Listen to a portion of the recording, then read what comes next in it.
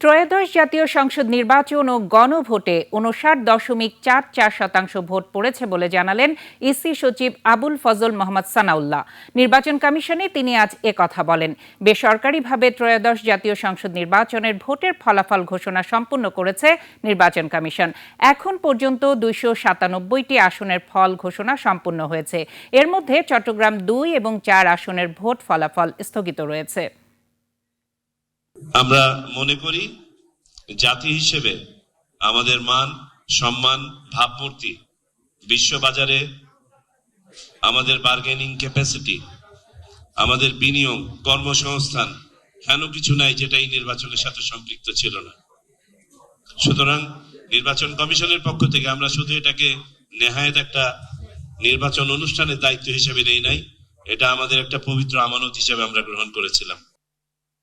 দর্শক, নির্বাচন কমিশনে আছেন আমাদের সহকর্মী আকবর হোসেন সুমন, যুক্ত হচ্ছি তার সাথে। সুমন, আপনি তো নির্বাচন কমিশনে আছেন, সেখানে কি ব্রিফিং শুরু হয়েছে কিনা আমাদের জানাবেন, এবং এই মুহূর্তে কমিশনের যে সর্বশেষ তথ্য আপনার কাছে আছে সেই বিষয়গুলো আমাদের জানাবেন।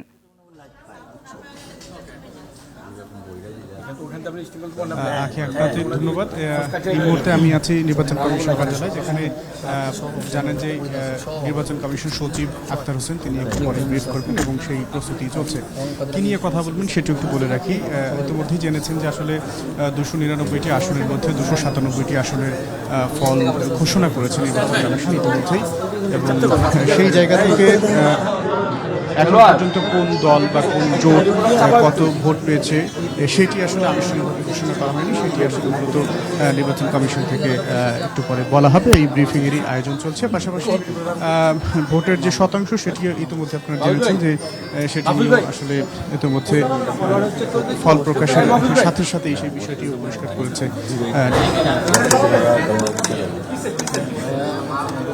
পক্ষ থেকে।